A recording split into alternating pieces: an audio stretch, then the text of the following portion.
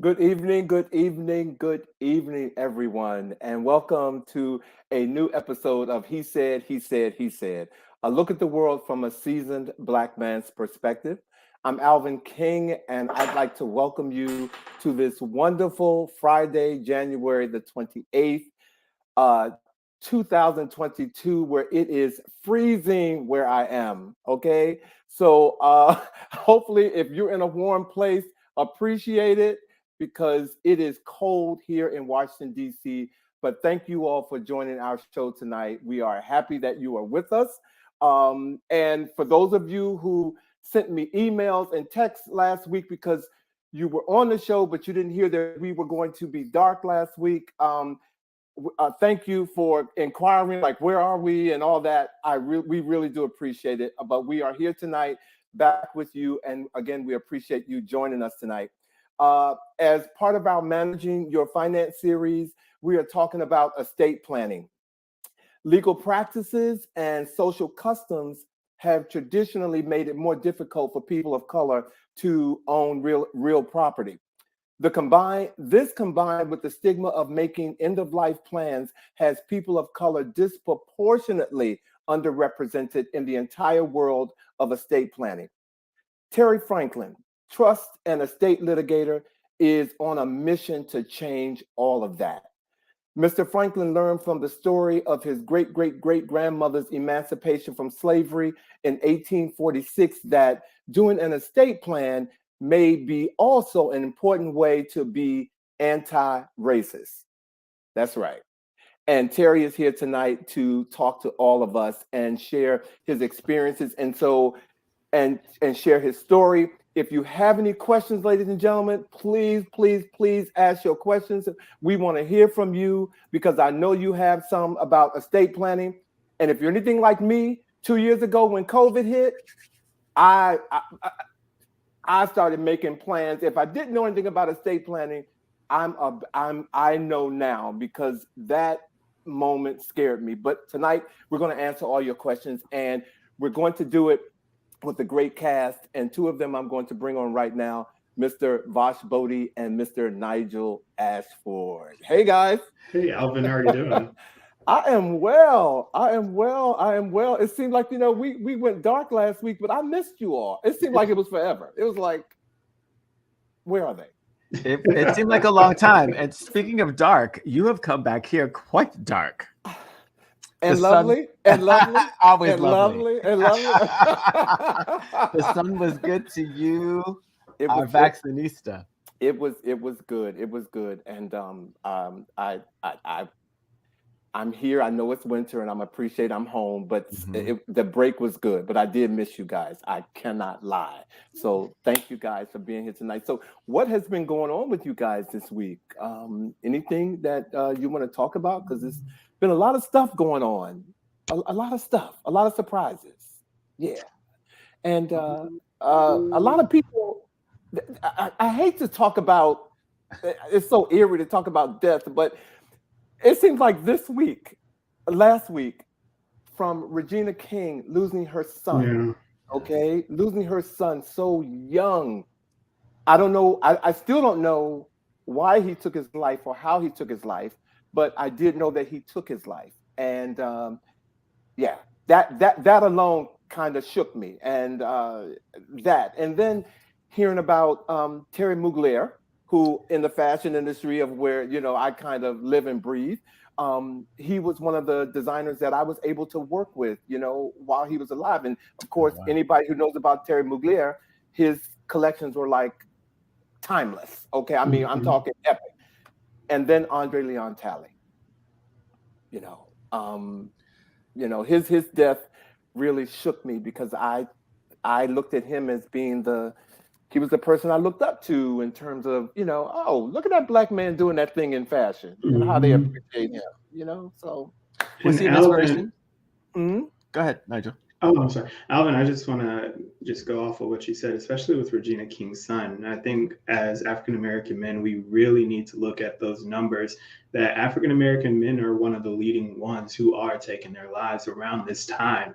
And it's crazy, but I just want to thank God for mental health mental health therapists, psychiatrists, a lot of our African American people are in our community now understand the benefits of seeking mental health and mental assistance. I thank God for my therapist. I've got my first one back in 2020 when COVID was like just on us. So just going on that if you feel something, or if you feel like something's wrong, like seek that mental health that you need, seek that therapy that you need.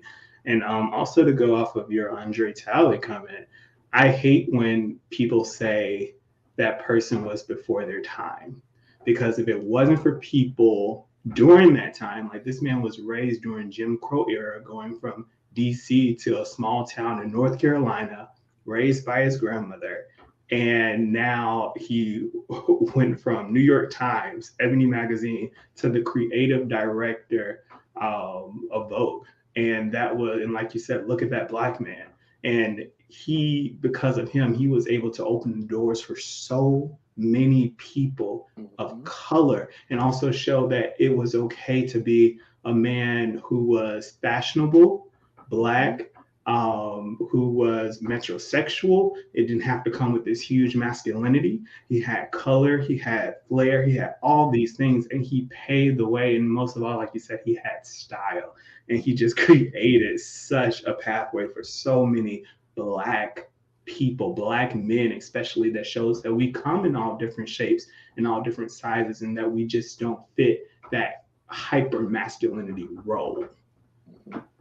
Wow. I mean, Nigel, you couldn't have said it any better. And me being a fashion producer and seeing someone like Andre Leon Talley embrace who he was and earn the respect that he had, it fueled me. It told me that, you know, I didn't have to walk into a room and had to conform to, from the show last week. I didn't have to, wait, I'm sorry, I started laughing because that's terrible. That's terrible. I didn't have to code switch, okay? I could be Alvin. And Andre Leon Talley really fueled me in that manner where, hey, and I was appreciated because I was who I was. And so, yes, he did pave the way. He did. He did. Vash, you were going to say something?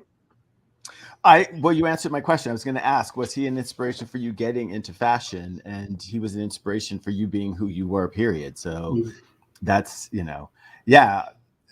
Andre Leon Talley, Sylvester, these were two big Black men who really paved the way for so many of us. Grateful that he was here and definitely missed. Well, he will be missed. Andre Leon Talley, rest in peace. But brother, you better know you paved the way for a lot of people. And even Nigel Nigel, and I'm saying Nigel, what you just said about, you know, people respecting or, you know, knowing Andre Leon Talley in your age group and respecting who they are and knowing who he is. Nigel, I couldn't have said it better. Thank you so much. Thank you so much for that. Let me say hello to a couple of people. Yes, can you go ahead? I want to say hello to Edgar. Thanks for tuning in. I sent him a link. I'm like, we are going live. Get on this show. So thanks for tuning in. Alana, hello, high school friend of mine. Rose, you know, you're here every week. We are so grateful for you. Stephanie Elkins, thank you for joining us. Derwin Edwards, because Stephanie's big in mental health as well as aging support. Derwin, thank you for joining us. Jessup, hello. It's so, look, we got the family all up in here. We got the family up in here. And you know, one more thing I also to add to what Nigel said about mental health, you know, a young Black mayor here in Hyattsville, which is right next to DC, he committed suicide this week. And so that is, you know, again, to your point, it is so important to get help and, you know, and speak to someone and just, again, take care of that part of your life because your mental health is so important. So Nigel, thank you for bringing that up in that vein. So I appreciate that as well. Hello, everybody. Okay. Are we ready to talk about estate planning? Yes, we are. This is such an exciting topic. People have been excited about talking about estate planning. We've been talking to Randy for so long about how to build generational wealth and your finances, getting those in order. Now that y'all have all that information and you've got some money and some property, now it's time to talk a little bit about estate planning. And this is going to take a really great turn in this conversation because we've got some history to talk about, love and all kinds of things. So yeah, let's jump into it. All right, Stephanie says estate planning is sexy. Girl, I like that. You made me sit up on my chair, Stephanie. Okay, so Terrence M. Franklin is a seasoned attorney with nearly 3 decades of experience handling trust and estates and probate litigation disputes and appeals. Mr. Franklin has extensive trial and appellate experience, including successful published appeals and the landmark Moeller case, which has brought before the California Supreme Court. He has been recognized by numerous industry awards, including receiving the Lifetime Achievement Award by Chambers and Partners Diversity and Inclusion in 2021. Mr. Franklin was also named Best Lawyer of the Year in 2016 for Trust and Estates litigation in Los Angeles, which is awarded to individual attorneys with the highest overall peer feedback for a specific practice and geographic region. Admitted to practice in California, Terry is a graduate of Harvard Law School and obtained his Bachelor's of Science from Northwestern University. Prior to Sachs, Glazier, Franklin, and Lodise, he practiced with the Los Angeles office of Morrison & Foerster and as a partner at Ross, Sachs, and Glazier, LLP. Ladies and gentlemen, friends and family, please welcome to our family now, Mr. Terry Franklin. Terry, come on in here, guy. Hey, how are you? Hey. It's great to see you. It's always nice to have people say nice things about you before you show up. You're like, oh, okay. I didn't know I had all that going on. So. Terry, thank you. Terry also went to school with former First Lady Michelle Obama. So perhaps before he leaves, he might have a story or two to tell. But we got to talk about the state. We went to high school together and law school, and then Barack was a couple years behind me, so there's a little overlap. That is so dope. Am I talking to royalty? You better wear that. I'm talking to royalty. Terry, thank you. Welcome to our family, man. Okay, we are so happy that you're here. We've been talking about this topic, and to have someone of your stature and your experience to share with us tonight is really an honor. And I appreciate you being here. Thank you. Thank you so much for having me. When Vash suggested that I might want to come on the show, I was like, okay, yeah, I'd love to. And I know we're talking a lot about estate planning, but the big reminder for everybody is that I fight about the stuff that goes wrong, but that's part of the reason why I think I probably can talk some about how important it is, because so often people don't get their stuff together in advance. So I'm just happy to be here. It's a Friday afternoon here, and I guess it's evening where you are, but here on the West Coast, it's still sunny, and I'm not going to talk about the weather because please don't. Please don't. You don't want to know. In my Medea voice, we got you. Okay, so Terry, I'm going to open the show tonight with questionings. So as I mentioned, you are a trust and estate litigator. Can you share with us what that is and what is your role? Absolutely. So, there are people who do trust and estates in various kinds of ways, but I'm a litigator, which means I go to court.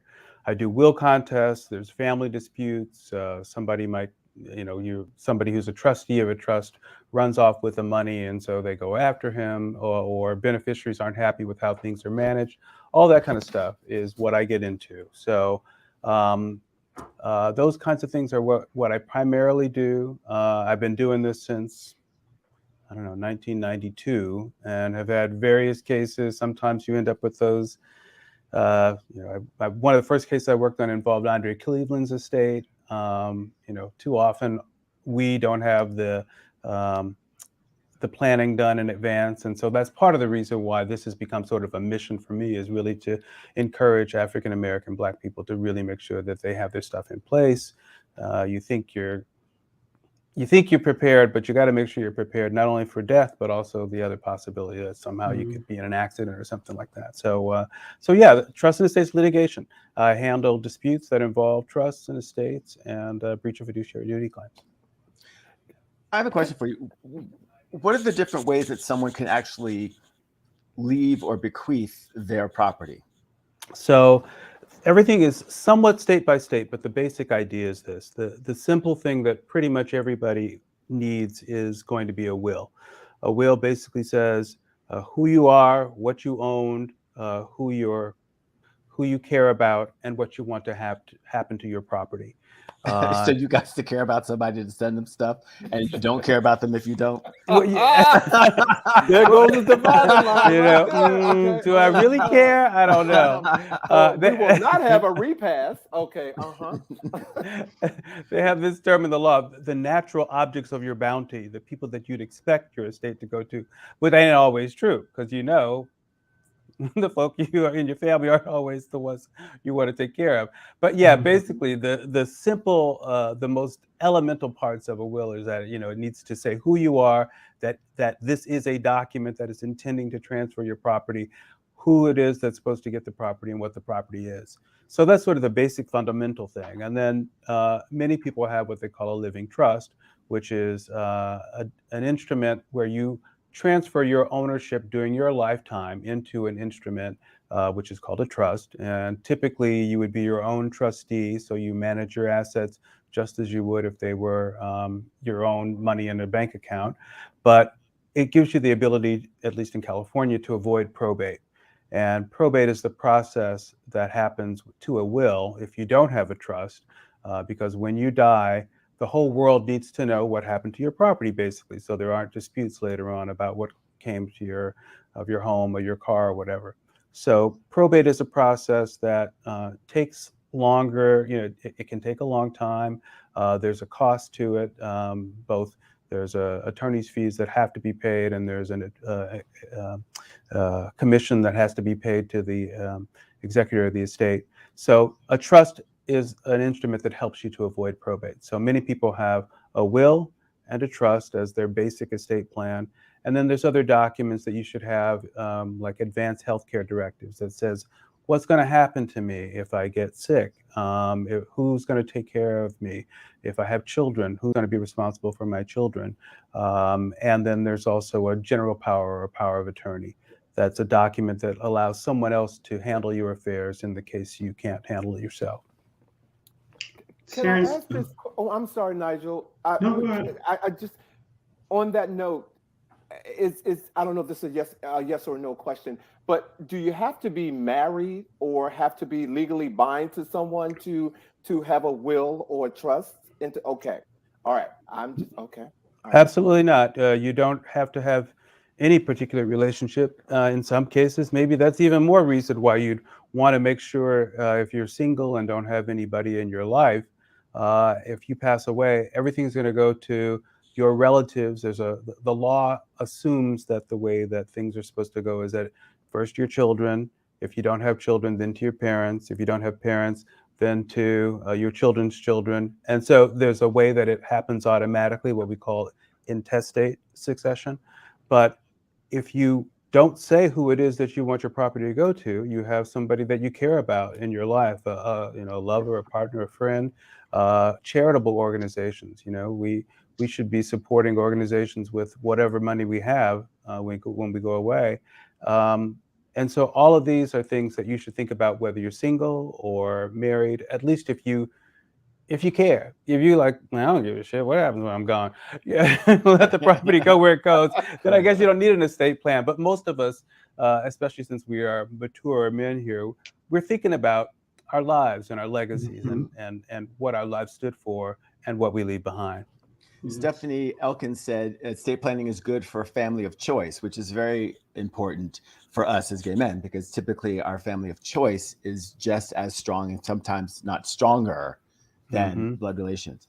Especially that, because then you sometimes have a choice that you've made that your family may not respect or may not be down with, and yet they can come in and make a decision about how your property is going to go, or who's going to decide how your medical care is going to be when you have a partner or a lover. Perhaps you're closeted, and so you haven't shared with your family these experiences. That still happens. That family comes in and mom's like, no, I don't care who you are, and right. She has that right by law, unless you take the steps to tell the world what your intention is.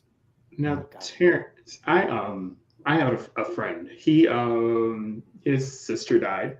She had a life insurance policy, and she left the money towards her kids. And she was making approximately 40,000 a year, let's say. But the life insurance policy was worth $1 million, and she left it to her 18-year-old and her 16-year-old. So, what is your advice when you have such young teenagers who are about to inherit this large amount of money, and how to strategize and make sure that it goes out properly? Because I don't think she knew that she was going to leave so early, leaving a 16 and 18-year-old. Yeah. Well, again, I'm not an estate planner, and I also don't want to be giving legal advice. But if you have a plan in advance, then you can either set up a trust, so that part of what a trust does is it decides what would happen to your property when you were gone. So even if you didn't have a significant amount of assets, but you had an insurance policy that you knew was going to provide for your children, you can include language in your trust that says, I'm establishing this trust, and it's going to dole out the money with sufficient amount for them to have income for their necessities over the course of their life. And maybe they'll get distributions of 25% at the age of 25, the 50% at age 40, and the remainder at some later age, so that you sort of meet it out, and you get to make that choice if you establish a trust in advance. So these are the kinds of things that are important to give you that power and that control. The other thing for minor children is that they're probably not legally able to, they're not legally competent to own that kind of property. So they may have to have a guardianship set up, which is a whole other process that is similar to the Britney Spears issue. She had a conservatorship, but it's similar in their different states. But that's another thing that you would want to have designated in your estate plan, is who you would want to be the guardian, who would be responsible for making sure that your children's needs are going to be taken care of. And they'll have to, if there's a guardianship established, they'll have to account to the court, make reported accountings, and when that person turns 18, they have to let them know what happened to it. But yeah, planning ahead is exactly what estate planning is. And so it's making sure that you avoid the unexpected and anticipate those things that could happen. So I see a couple of questions here I want to get to. Robin says, good evening. How do you establish a living trust? And Blue Beatty said, how good is a handwritten will? Okay. How do you establish a living trust? You go see a lawyer. Typically, a lawyer will prepare a trust for you. And what it is, there are ways that you could also sort of make an oral trust, or the court will sometimes enforce an oral trust if you make certain statements in certain ways, but don't rely on that.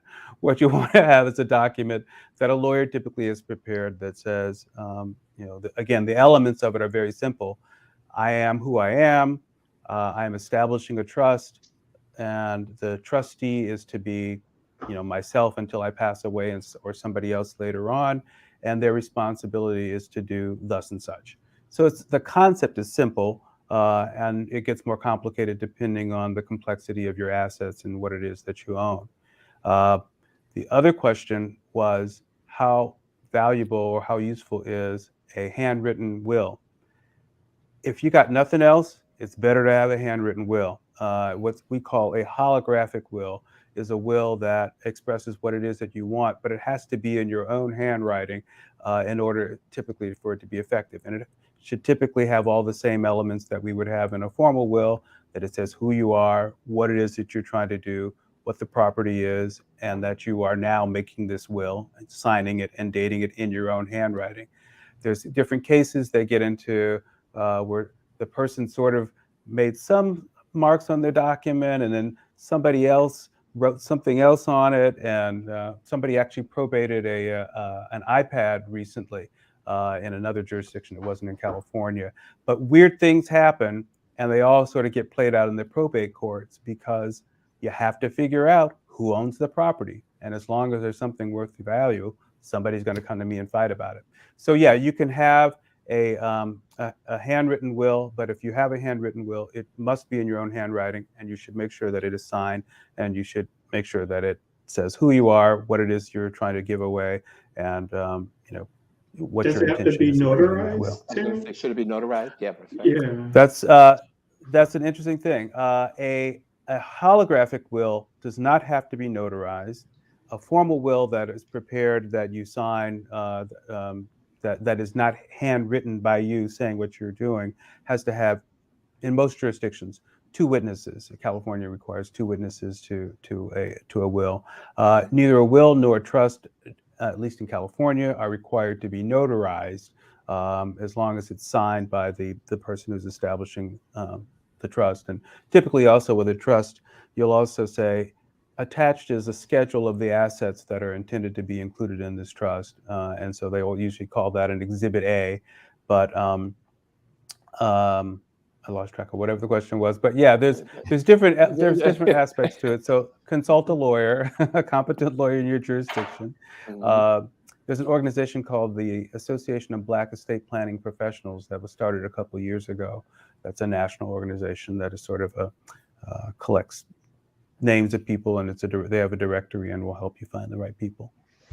Okay. Right on. Well, Terry, this is a very specific type of law. How did you get into this particular form of law? It's a good question. I was doing general litigation when I graduated from law school at a big law firm. And a couple of the people who were partners at the firm, there was a person who was a partner, and he was leaving to start a new practice.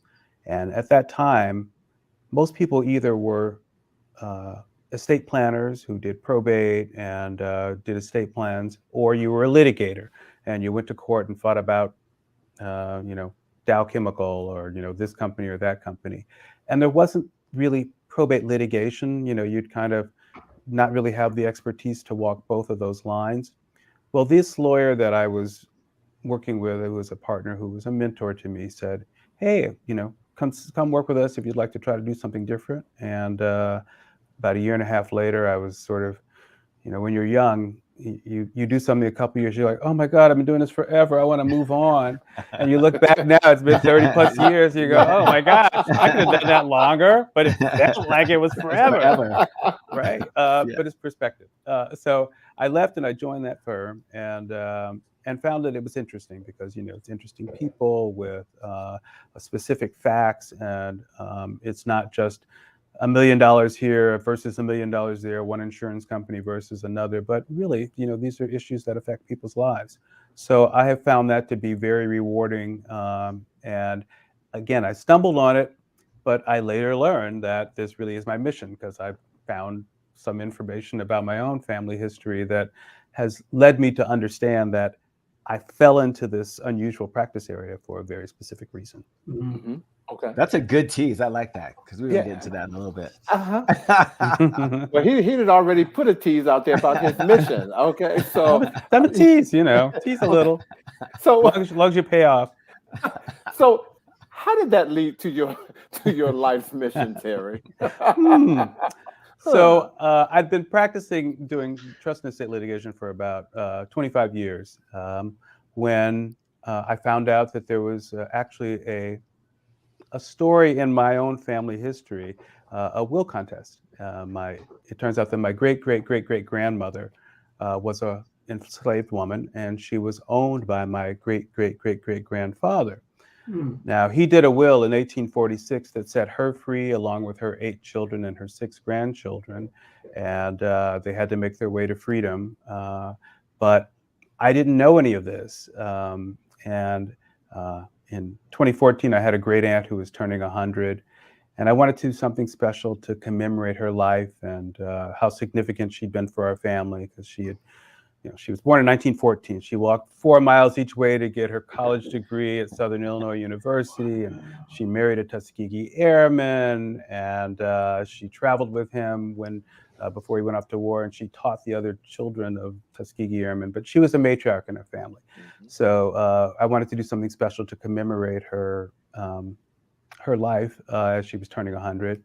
And I remembered, and if I'm going too far into the details of this story, I'll stop me, but I remembered that we had this family reunion a few years before, and part of the family reunion materials included like this little excerpt of a will. It was typed up, like in a cursive font, Some of us are old enough to remember fonts. You take that little ball, you put it in the computer, in the typewriter, you type it. So somebody had done something in a cursive font because they wanted to make it seem like handwriting. And it was a short portion of this little will. It was an excerpt that said, I, John Sutton, being of sound mind, but infirm in body, hereby, create this last will and testament.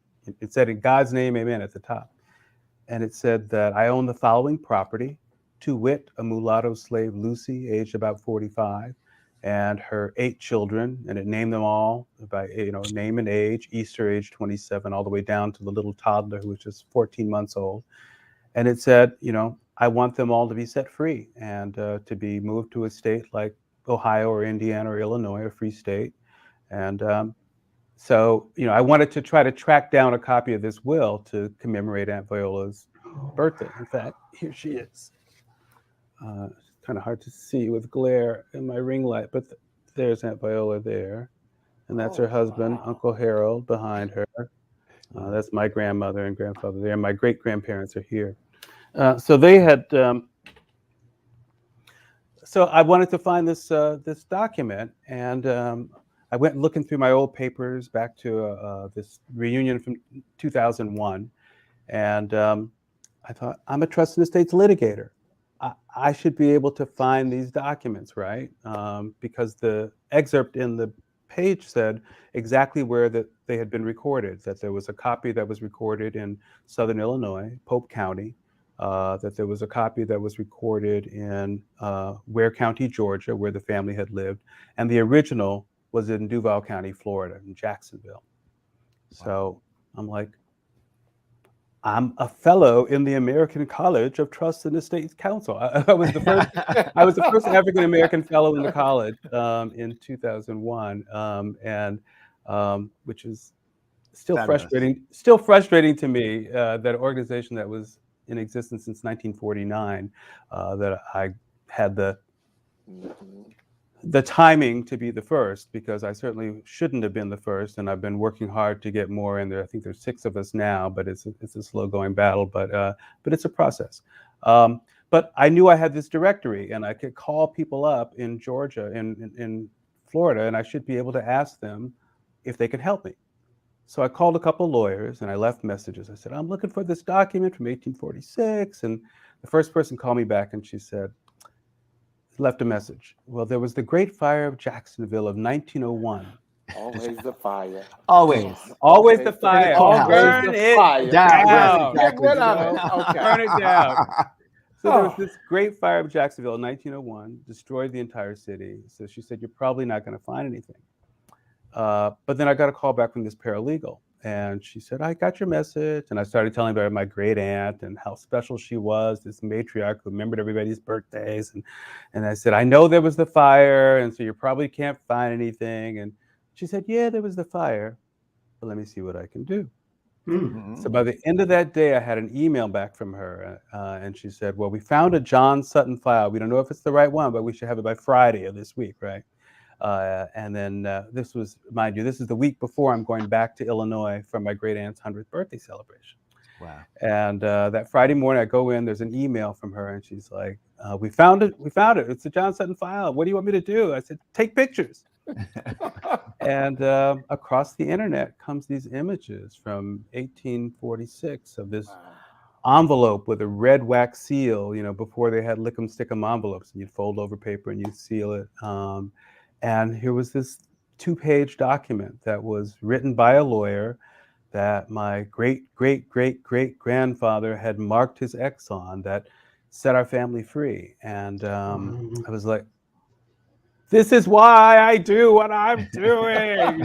Suddenly the light goes on. The light goes on.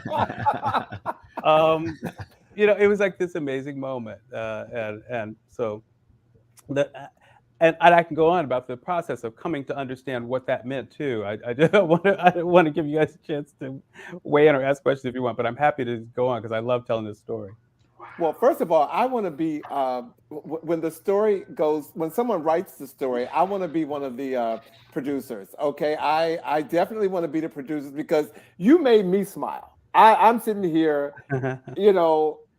Yeah, that's all I can say. You've made me smile. Well, I'm glad. We're actually working on a bunch of creative projects that have come out of this because I think there's so much to learn from it. And part of it is this story about what estate planning can do to do something that crosses the 170 years into the future. You know, what we trust in estates lawyers, we sort of stand in this moment between the past and the future. And we try to take a snapshot and capture who you are and what you mean to the world right now, and what message you want to leave to the people that come after you. So that's why it's important to do your estate plan, because what you're saying to the world and to the future is what you cared about in this moment. Terrence, did you? Yeah, and I do want to tell you more about this, about the will too, and because it wasn't just the will, as it turns out. But I'll get to that. If you go ahead, go with your questions. Did you ever connect with like distant cousins who were also descendants from your great grandfather? We're fortunate because we now have like this. Well, there was already we already had this sort of family reunion group, but we have like a Facebook page, so we all sort of stay in touch with one another. We have reunions every couple of years, and I've been fortunate because the family asked me if I told the story at a reunion on a Zoom last year, and they have fed me information too. I found out some amazing things about other parts of our family and different. I have one cousin who's a scholar who's doing a lot of research on his line of the family and what they've been involved with. So, yeah, it's a way to connect too. I think if anybody who is interested in getting involved in genealogy and family history, there's so many more resources now than there used to be, and things are going online constantly, so that even if you tried 10 years ago, you probably had to go to the library and ask a reference librarian to help you with it, at least when I was growing up. Now you can hop on the internet in your home and read the Jacksonville News from 1846 and find out stuff that is useful to coming to understand your story. So. Wow. I'm looking at, someone just posted, Jeffrey George Moline.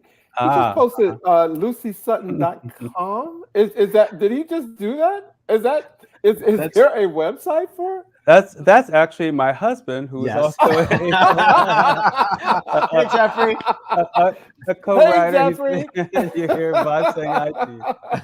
No, okay. Well, we want to make, if that is, I would love if that is a site that Yes. our viewers can go to. I definitely want to make sure that we. Thank you so much, Jeffrey. There you go. Want to make sure that that all of our viewers go to lucysutton.com. Please, Yes. please. Thank you again, Jeffrey. And I have there's like a podcast page, which is also The Last Will of Lucy Sutton, and we're working on these creative projects. But let me tell you the rest of the story first, if that's okay. Yes, because there was a contest to the will, wasn't it? Tell us about that. So after I found the will and I took it to the family reunion, and one of my cousins was like, I said, maybe we should use the name Sutton, because we hadn't been using that name as part of our family reunion group. And my cousin was like, oh, the white man who raped our ancestor? Do we really want to put that name? Do we want to adopt that? And I said, I feel like this is something a little bit more complicated. It's not quite as black and white as that. And besides, I think Lucy used that name. And I think somehow Lucy had some agency in this. And she claimed that name. So yeah, we could take that name, I think. So that was sort of that moment of experiencing that. But then a few months later, I kept thinking about this story and this relationship, and yes, he owned her. There's no consent. We all understand that. And yet 30 years they were together. They had these 8 children and 6 grandchildren together. And in the end, he made sure that they got to freedom, right? So I got to give him some props for that, for whatever other treatment he might have had for her. And I know that she made sure that this happened. So I was thinking about it, and I wrote an article, and I speculated if somehow something like love could have come through, at least him caring about these children, or her caring enough about her family to make sure that he would get the will done. So after I wrote this article, I got this email from a professor who said she had written a book called Fathers of Conscience, Mixed Race Inheritance in the Antebellum South. And she'd found all these situations where white men had left gifts of emancipation or property to enslaved people. And many times the courts would go, well, yeah, that's what he wanted to do, but we not having no more free Black people in the state. So there's a statute that prohibits the emancipation of people in the state of Mississippi, for example. So you could not set people free. And I was like, oh, wow. Well, this would be really interesting if there was a contest in our family. All I know is there's a will, family made it to freedom. Hallelujah, celebrate in 1846. But I kept thinking, if I ever write this as a novel or a story, and I started outlining a novel, and I thought, well, let's figure out a villain. And so I made up a brother for John, and I called him Eustace because it seemed like a good old-timey name. And I outlined this story about how, he tried to keep them in slavery, but in the end, Lucy gets to testify, and she's like, yes, John Sudden owned me, but I owned him just the same. And he loved me. I was dramatic. Yes, he needed me, and I was gonna break it down, right?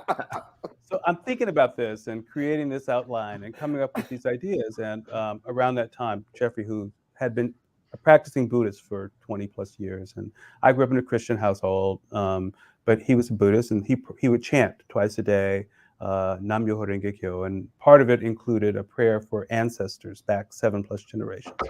And I normally didn't chant with him. It wasn't something, but this one day I felt moved to, and I got down on my knees, and as I was thinking about the ancestors, I felt John and Lucy were with me. And I still don't know exactly how to explain it, but I felt it, and I don't know whether it's in my DNA, and it makes sense that if our ancestors exist anywhere, they exist in us. So life is never ending. It goes on. It transforms. The energy is still there, but they were there, and they said there's more to this story, and you need to keep pursuing it. And so I was like, okay, I'm going to go with this, right? And so 6 months later, I'm going to be at a conference of trust and estates lawyers in Florida, the same organization that gave me the directory so I could track down the document in the first place. And so I said, Jeffrey, while we're in Florida, let's go see the will. And he's like, yeah, okay, let's go see the will. But I forgot, it's like a big state like California, and it was like 5.5-hour drive from where we were to where we needed to get to Jacksonville to see the documents. And we intentionally made it, we were intentional about it, and we thought about the drive, and we looked up the fact that the Equal Justice Initiative was, at that time, establishing the Peace and Justice Memorial, where they were collecting samples of soil from the places where all of the lynchings that had been documented took place. Some 4,000 lynchings have been documented between the Civil War and the Civil Rights era. And the Equal Justice Initiative, Brian Stevenson, who's portrayed by Michael B. Jordan in Just Mercy movie with Jamie Foxx, they were doing this memorial. And so we had this online. You could look up county by county to see where the lynchings were. And so we said, let's count the lynchings in the counties that we drive through on this 5.5-hour drive. And that morning, as I was in the shower and I was thinking the water was coming down, I was like, what's it going to be like when I put my finger on that X that my great grandfather made that set our family free? How emotional am I going to be when this happens? And I kept seeing that scene from the movie Selma, where Coretta Scott King is walking with Amelia Boynton Robinson, and Coretta's a little nervous because she's going to go meet with Malcolm X. The movements are coming together, and Boynton Robinson, who's been through everything, says, "Do you want me to tell you what I think about at times like this? It gives me peace." She said, "We're descended from people who built civilization, people who crossed vast oceans in the hulls of slave ships, people who overcame terrors and tortures unimaginable, people who create and innovate and love, and their blood runs through you, and it's pumping your heart right now. You are already prepared." Yeah. Right? Yeah. So that's what I was feeling, we drive these 5.5 hours, and we get there, and there's 126 lynchings that we've counted, and that each one was, not just a tragedy for an individual, but for a family and for a whole community, and that the terrorism of lynching was doing exactly what it was supposed to do, which is to cause whole communities to to make sure they stayed in their place, right? So that was that piece. We go into courthouse, we go through, somebody's like, yeah, that's how you do it, because we're, two gay guys going to the courthouse. I think they thought we were trying to get marriage licenses, because it was one of the 2 counties in Florida that refused to issue any marriage licenses at all, rather than issue them to gay couples. We go through, we go down to the basement, we go to the probate department. I'm like, hey, we're looking for this file. And I called ahead, and the clerk's like, I don't see no file. I was like, well, we called ahead. And she's like, well, you got to come back tomorrow. I was like, oh, no, we drove 5.5 hours. We're not coming back tomorrow. So she finally hands me this file. And it's like a little red well file, like the size of a lady's clutch purse. And it's almost like I have a sense of that great fire of Jacksonville of 1901, that the fire, like smoke and ash almost, that these things have overcome to be here. And I open it up, and it's like the documents are glowing inside, because it's like my ancestors are like, we're going to tell a story. They're going to tell a story. They're going to tell a story. And I open it up, and Jeffrey actually captured on videotape this moment when I open it up, and I'm like, oh my gosh. And I put my finger on the X, and I'm waiting for the emotional release. But the lawyer kicks in, and I'm going, wait, what are these other papers? Wait, what is this? Wait, okay. Here's an inventory. I understand that, 300 cows, every cow is $2, a horse is $50. I'm used to that. But then there's this document that's like petition. And it says, John isn't of sound mind, and that he is wandering in his intellect. And I realized that there really was a contest that was filed by my 4th great grandfather's brother, whose old-timey name wasn't Eustace, but Shadrach, which was even more old-timey than I could have imagined. So Shadrach challenged the will, and he argued that, that John was crazy, he was too old. He said that they had plied him with ardent spirits, in other words, alcohol. They've been given him to get him to do the will, and that those children who were claimed to be his aren't really his, which was a funny thing, because nothing in the will said they were his kids. So everybody knew these were his kids. This was his family. They lived as a family. And as it turns out, there's the trial transcript was the judge's handwritten notes. So Judge Crabtree, who wrote down what the lawyer said, and the lawyer said, John was supposed to come into town to see me, and I was going to do the will. It was a 2 days drive, and John was too sick. So I went out to the house. I got there at 9:30. His family, not his slaves, his family fed me. I talked to them. His sons explained that they used to live in Georgia, but they moved to Florida because he thought he could set them free in Florida because the laws were different there. But it wasn't until they got there that his sons told him that he couldn't do it. And it said that Lucy came into the room at one point, and they asked her what she wanted to do. And she said, I'd just as soon stay here. But Shadrach has always threatened that he would beat us if he ever came to own us. Now, the transcript then says, of course, her words are disregarded, and it's stricken through.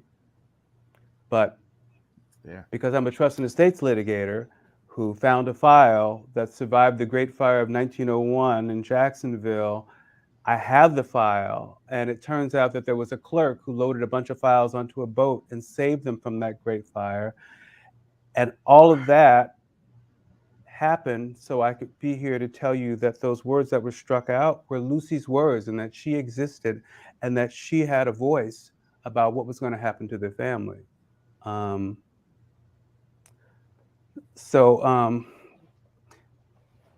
tells me a lot about my mission and about why I'm here and why I'm sharing this with you now, because they took an anti-racist act. John Sutton, what does it take for a person to move with 100 miles with 300 cows to a whole different state and set up your family there thinking you can set some people free, and then you find out that there's a law that says, the Florida law said, if you want to set somebody free in the state of Florida, all you have to do is pay $200 per person that you're setting free, which is a lot of money, and pay a fine to the state of Florida. And you have to post a bond for their value lest they become a burden on the people of the state of Florida. Oh, and they have to leave within 30 days because we ain't having no more free black people up in this state. I mean, that's what the law says. You really could not set people free. Wow. So when people, when people say that it's not systemic, here we see it is systemic. It's systemic. Yes, it is. Right? So this term anti-racist has been used a few times. Can you tell us what that means? So, I'm Ibram Kendi, who's a professor and writer and just amazing thought person who's written several books that I think are important. One is called How to Be Anti-Racist. One is called I forgot what it's called, but he traces the history of really racism and the concept of race, racial ideas, and historically how there was somebody who was like a Portuguese trader who was really one of the first people who said, "Oh, even though slavery has existed for a long time and people trade one another and that kind of thing, if we actually, assign slavery to these black people, then that gives us all kinds of advantages of being white, and it creates, these other layers of advantage for us." And so this idea, this concept of race that didn't exist before, people were European, people were African, whatever, people didn't think about black and white originally. But that was imported into the United States and got woven into all of our laws and our systems, and it was used by preachers to reinforce the power of the white men who were in charge.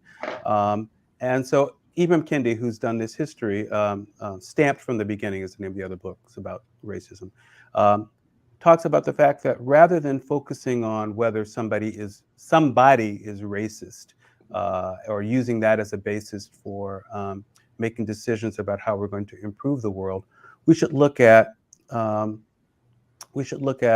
racist ideas.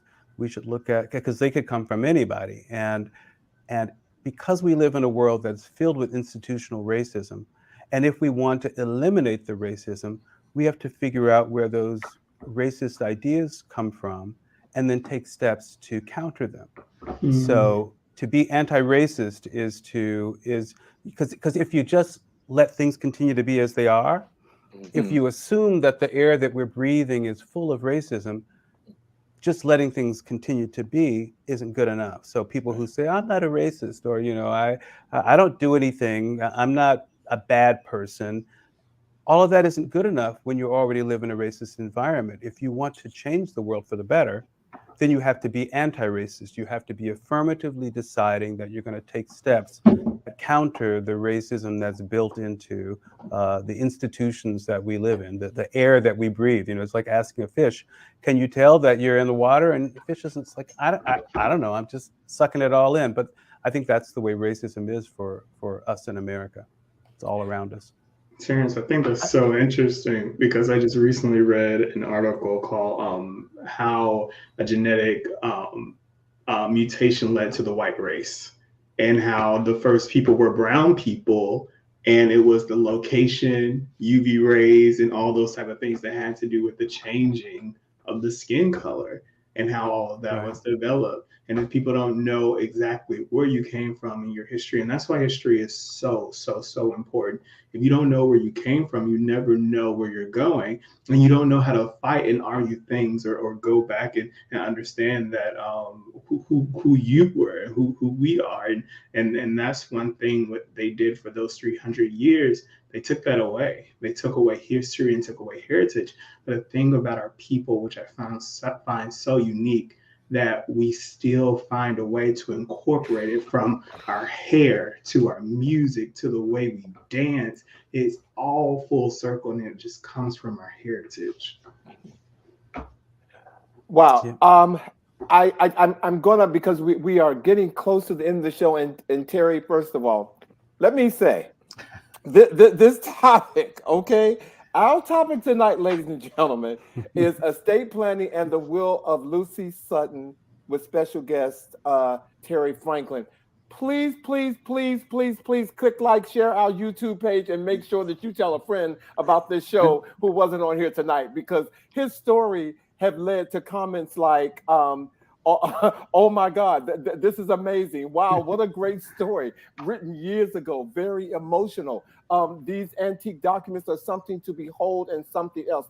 I mean, we are getting comments from people that you are touching, Terry, that I'm telling you, I'm so touched. I'm forgetting some of my lines tonight, and some of these things are scripted. But I mean, Terry, I do have one last question, but Yes. so that we can stay on track with the show and have a closing for Terry that I think will be important to all of us. So, Terry, do you feel that telling your story about your great great great grandmother, being her witness, so to speak, is part of your life's mission? Now, you might have said something about that, but I wanted to make sure that we clearly got that documented tonight. Yeah. You know, I used to think, probably like a lot of people, that history was about kings and queens, or princes and famous people, or to ordinary people who did something exceptional, like Martin Luther King or Bryan Stevenson. But uncovering the story has helped me realize that history isn't what's in the books. It's not like bronze and marble. It's what's in our hearts. It's the stories that we tell about ourselves, and it's up to us to figure out how the future is going to be and what history is going to say about us. And so I've determined that it's my mission to bend the arc of history towards justice by sharing stories like this story of my family and my ancestors with people. And I think everybody should figure out what their mission is. Why are you here on this planet? And then lean into it. So my mission, thank you, is to bend the arc of history towards justice. And I'm doing it by trying to tell this story. I'm working on a novel. We're working on limited series for TV. Working on all kinds of things. I have a podcast myself. This is Sarah, by the way. Sarah is my great great great grandmother. She was 17, and she was a slave. Yes, this little old white lady was 17, and she was enslaved. That sort of tells you about the craziness of race and how ridiculous it is. We try to say that Black people are supposed to be enslaved, but people who look like Sarah, who would have known my grandmother, that's how close we are to this history. We can change this. My ancestors did what they could to make the world better, to make it okay for me to be here. And now we have to figure out what we can do. So use estate planning as an anti-racist device, and ask yourself what you can do to bend the arc of history towards justice. Wow. I can't see all the hands out there, but if you all will just take a moment and clap right now for this show tonight, and Terry Franklin for blessing us, man. He said is a resource, and you have proven that tonight in so many ways, 100 times over, Terry. Oh, thank and you. I cannot tell you again how blessed we are to have you on this show, and thank you to Vash for bringing him to us. So. Yeah. Thank you. Ladies and gentlemen, we are at the end of our show, and we're about to sign off soon. A couple of things I want to say before we get to the end. Again, on February 25th, it is our 1-year anniversary show. Some of you who are our, seasoned listeners, you've received an invitation so that, you know what to do with it. Read the invitation, and we want to have you be a part of our anniversary show on February the 25th. You know who you are. Thank you all for listening tonight, for your questions, your comments. Denise, thank you for joining us tonight. I didn't say hello to you, my dear sweet sister. Sean, thank you. Rose, thank you. And we're going to leave you tonight with our words of the week. A good plan is like a roadmap. It shows the final destination and usually the best way to get there. That was written by H. Stanley Judd. And that's in honor of our show tonight with this wonderful man, Terrence Franklin. Thank you for being here again. Ladies and gentlemen, until we see you next week, you all have a great week. And we look forward to seeing you once again on the next episode of He Said. He said. He said. Good night, everybody. See you all next week. Thank you. Bye.